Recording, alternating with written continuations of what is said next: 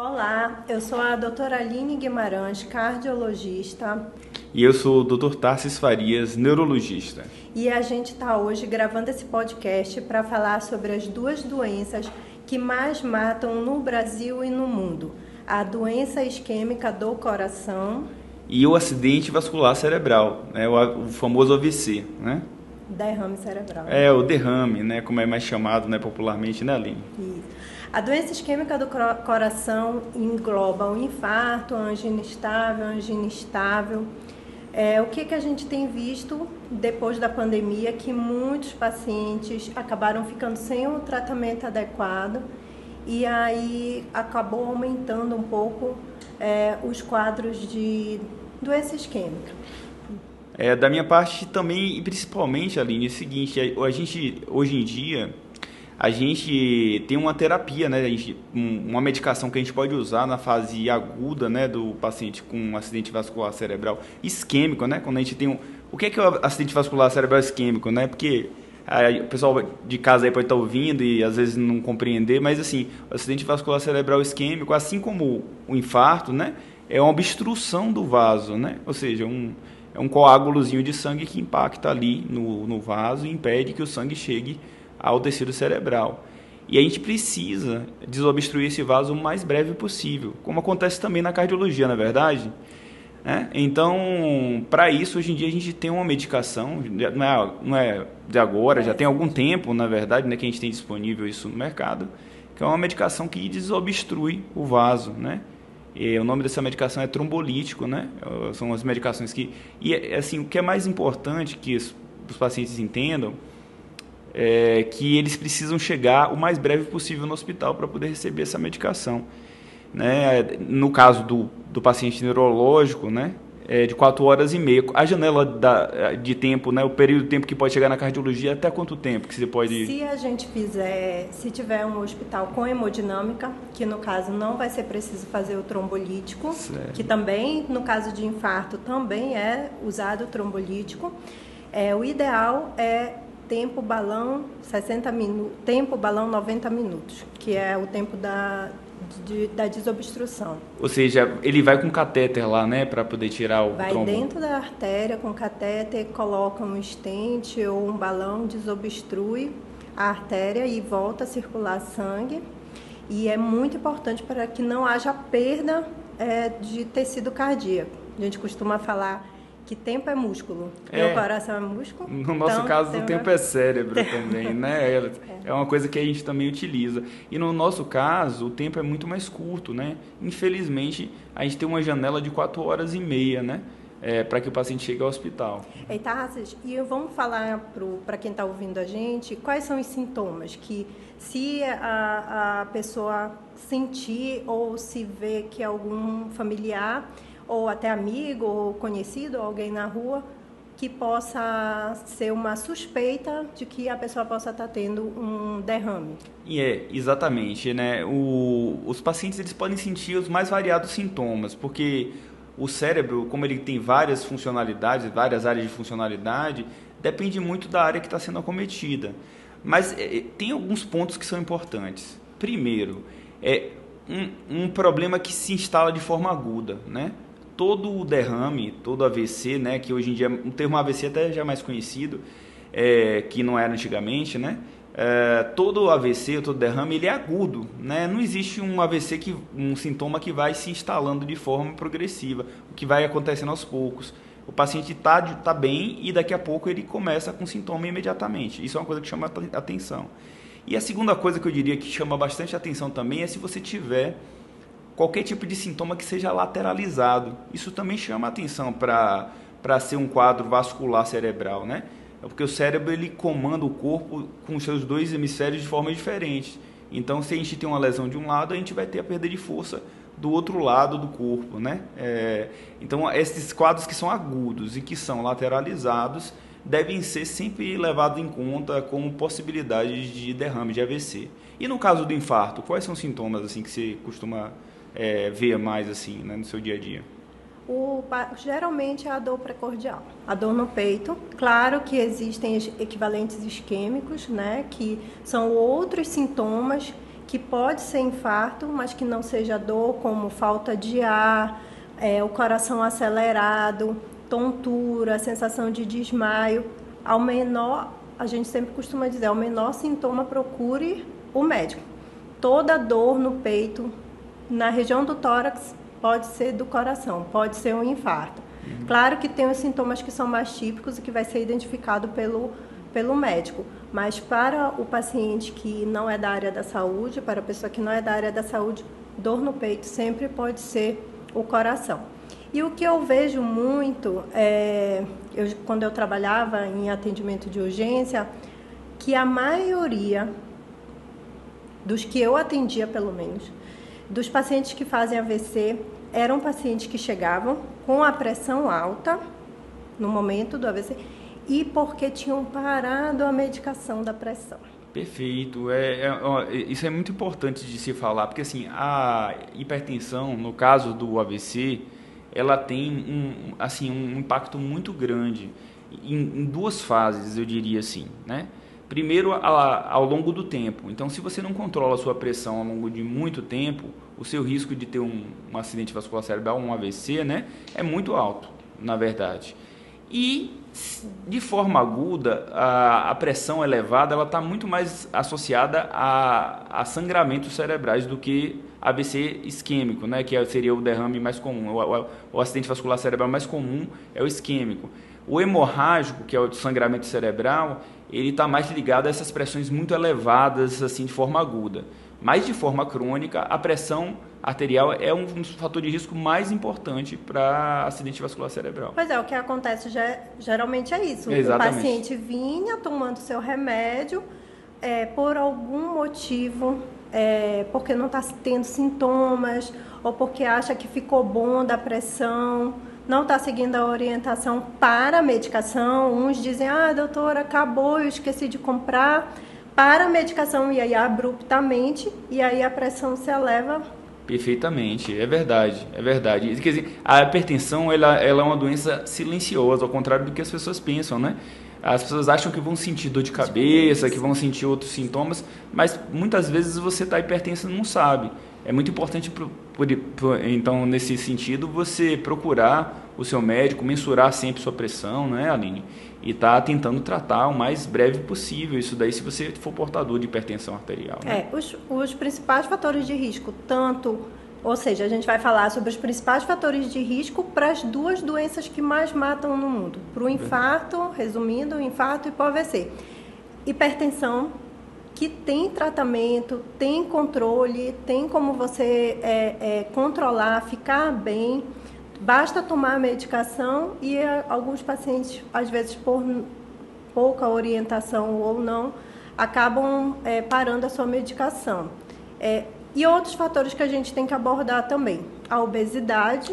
A obesidade está intimamente relacionada à hipertensão e também, consequentemente, aumenta o risco de um paciente ter um infarto, ter um AVC. O sedentarismo, que também está interligado, a diabetes, o fumo. Isso. Né? Tabagismo. É verdade. Os hábitos de vida, né, na verdade. A pessoa hoje em dia, acho que a gente está vivendo agora numa fase, acho que mundial, em que as pessoas têm procurado a saúde, né, como um todo, né? Eu vejo assim que as pessoas têm procurado métodos de estar mais saudáveis, exercícios, dietas, enfim, né? E isso é muito positivo, mas algumas pessoas ainda pecam, né, em ter hábitos que são fatores de risco para essas doenças, né? É um problema de saúde pública mundial, na verdade, e nacional também, né? Quantos gastos pessoas que acabam indo para o INSS, que acabam não tendo trabalho, não indo trabalhar por causa de um AVC, por causa de uma sequela. Justamente. Eu sempre falo com meus pacientes, de repente, não sei se você é até agressiva, mas assim, morrer, todo mundo vai. A gente vai morrer, ninguém sabe quando, só Deus sabe. Mas e se você tiver um AVC? Justamente. E se você ficar vegetativo, numa cama, enfim, não conseguindo se alimentar ou dependendo de outras pessoas? Isso, sim, é o problema. Então, vamos pensar dessa forma. Claro. E aí, Tassos, eu vi que tu tá trabalhando com a parte de reabilitação, que é o teu foco hoje. Isso. E de que forma, quais são, com Botox, né? Isso. De que forma que essa terapia de reabilitação pode ajudar os pacientes com sequelas? Obrigado por perguntar. De fato, eu trabalho hoje, meu foco de trabalho é em reabilitação. Infelizmente, assim, eu trabalho onde não deveria trabalhar. A gente não deveria, né, na verdade, ter pacientes com sequelas, mas uma vez que você tem um quadro de acidente vascular cerebral, você pode desenvolver alguns tipos de alterações que podem ser tratadas para se tentar trazer esse paciente à sua funcionalidade prévia ou perto disso, próximo disso. Ou então, pelo menos, permitir que ele tenha algum tipo de função, né, Aline? E aí a gente trabalha com várias variáveis, com variáveis múltiplas aí, assim, o trabalho da fisioterapia. A gente trabalha, eu trabalho com um fisioterapeuta que é muito bom na parte de fisioterapia neurológica. Isso é muito importante, você procurar um profissional da sociedade que seja especializado nessa área, né? Para focar no trabalho de fisioterapia, que eu acho que é o principal, né? A fisioterapia motora neurológica é principal. E aliado a isso, a gente tem alguns tipos de terapia que podem ajudar. Eu não sei se você já viu, mas assim, eu acho que todo mundo já viu pacientes que tiveram algum AVC e que depois desenvolveram um endurecimento de um lado do corpo. Sim. Quem já teve algum paciente próximo, que teve AVC, algum familiar, já teve algum paciente que tem um endurecimento do braço, da perna, do lado que tá acometido. Isso tem um nome, o nome disso chama espasticidade, é uma reação do músculo, na verdade, à lesão do cérebro, certo?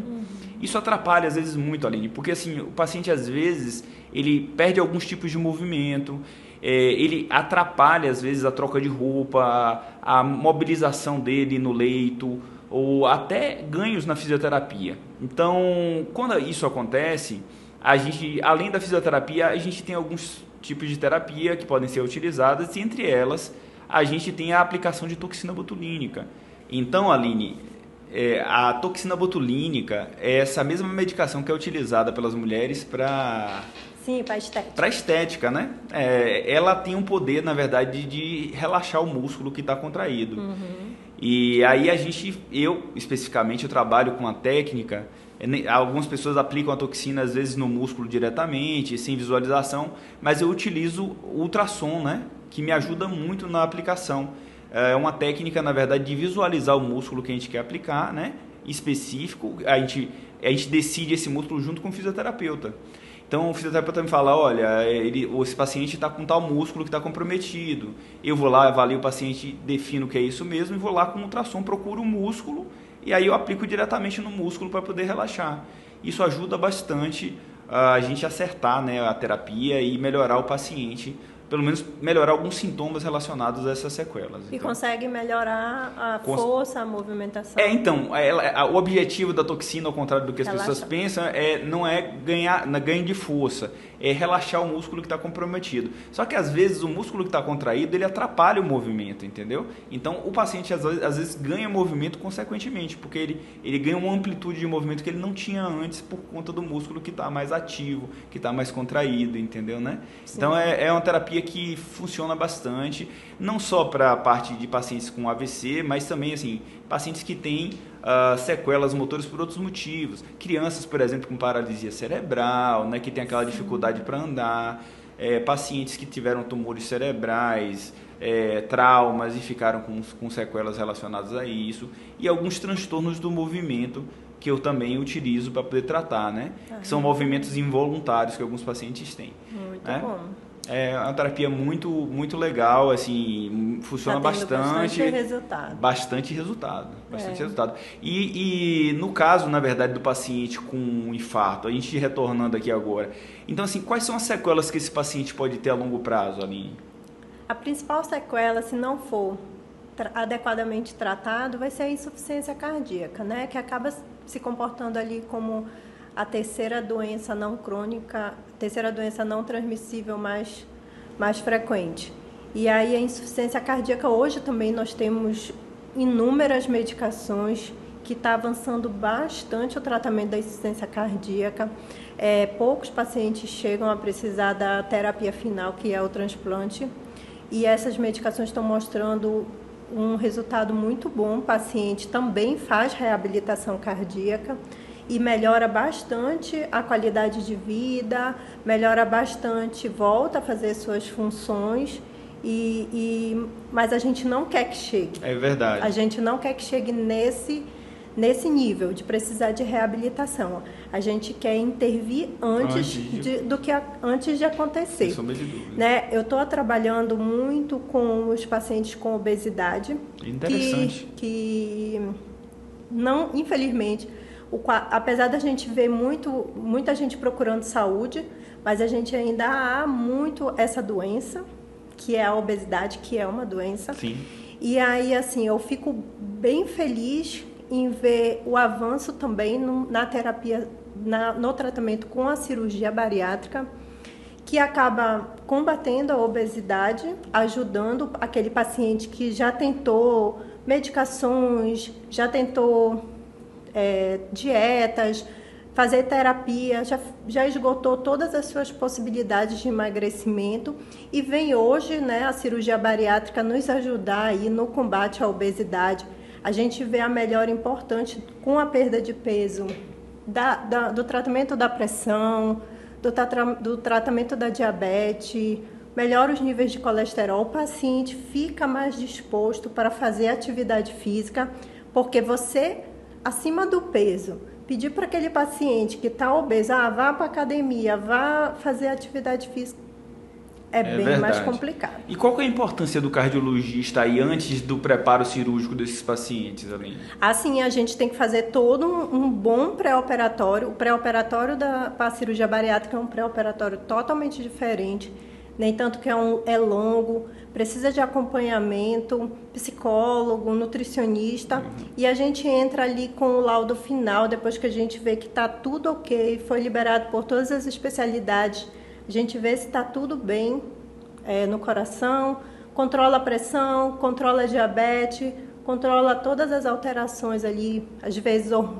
alterações nos hormônios da tireoide, e deixa o paciente bem preparado para que a cirurgia seja a sua sucesso. Clínica tem feito isso atualmente, né? A gente está... Vocês têm se especializado nisso, né? A gente está atendendo bastante paciente, a gente está ajudando bastante esses pacientes que estão procurando combater a obesidade. Eles são nossos parceiros. Quando o paciente chega lá com a gente, interessado em perder peso, que já fez várias tentativas, falharam, e eles estão procurando por uma cirurgia. Ninguém quer fazer cirurgia. É verdade, é verdade, é verdade. Se você está procurando, o paciente chega com você e quer fazer cirurgia, é porque ele já chegou no limite, né?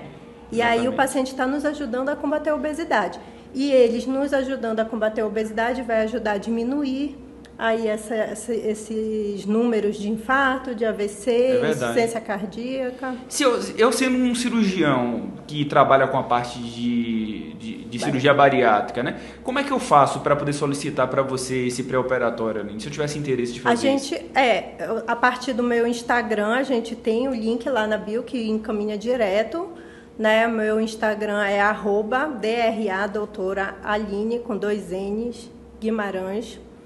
E a gente está fazendo várias campanhas, a gente está indo, conversando, participando de várias reuniões de cirurgiões bariátricos e informando, fazendo divulgações, porque o nosso objetivo é esse. Diminuindo a obesidade, a gente vai diminuir a hipertensão, vai diminuir a diabetes, vai diminuir o sedentarismo, porque o paciente acaba indo fazer mais atividade física, e vamos diminuindo aí esses números alarmantes. A sua clínica atualmente é onde, Aline? Onde é que se trabalha, está trabalhando com esse... A minha clínica fica em Belém, né? Belém? Que legal. E eu queria muito que tivesse lá em Belém, não sei, eu vou até pesquisar neurologistas que trabalhassem, né? Com essa parte de reabilitação. Eu não conheço, eu nunca tinha ouvido falar sobre a toxina botulínica. Trabalhando nessa parte de reabilitação, não sabia vir saber quando eu te conheci ali na mentoria há 2 meses atrás, achei magnífico, muito bom. E ela a gente fica em Belém mesmo, na rodovia Augusto Montenegro, no Parque Shopping, tem um shopping lá na rodovia, tem um prédio em anexo que é o Parque Office. O meu consultório fica lá. Então, os cirurgiões lá de Belém, né, que estão ouvindo isso daí, encaminha os pacientes, né, bariátricos, de cirurgia bariátrica aí para fazer esse pré-operatório completo com a doutora Aline, né? Com certeza vai ser um pré-operatório que vai ser mais seguro para o paciente, com certeza, né? Que vai ser mais completo para esse paciente fazer uma cirurgia com menos risco, né, Aline? Sim, sim. Muito bem. Eu, por minha parte, trabalho em Feira de Santana, na Bahia, né, no interior da Bahia. Meu consultório fica no centro de Feira de Santana. Eu já trabalho já há 15 anos na cidade, né? Já trabalho com... Já é referência. Já trabalho como neurologista na cidade há 15 anos, mas assim, com a área de reabilitação talvez há uns 10 anos e com ultrassom guiado para poder fazer toxina há mais pouco tempo. Mas a gente está à disposição também de todos os médicos da cidade que queiram encaminhar seus pacientes com sequelas, né? Que estejam pretendendo dar uma melhor qualidade de vida para os pacientes que ficaram, infelizmente, com as sequelas dessas doenças, né? Sim. Principalmente da doença vascular cerebral. A gente está à disposição para avaliar, para tratar. Eu tenho uma equipe que trabalha comigo, né? De fisioterapia, tem outros neurologistas de outras especialidades. Então, assim, a gente trabalha com multiplicidade de coisas lá, mas assim, focado agora, principalmente nessa parte de reabilitação. E deixa aí o teu Instagram, de repente tem algum paciente lá do Pará que tá... Vou deixar assim, meu Instagram é @Dr. Tassis Farias, né? E tem o Instagram da minha clínica, que é o @CMO Feira, entendeu, né? Que também pode ser acessado. E a gente está à disposição. Qualquer dúvida, se vocês gostaram, se vocês têm alguma dúvida em relação ao que a gente conversou aqui hoje, né, Aline? Fiquem à vontade, mandem suas perguntas, que a gente está à disposição para poder responder. Sim, segue a gente lá no Instagram, deixa alguma pergunta, se ficaram com alguma dúvida que a gente responde. É isso aí, então.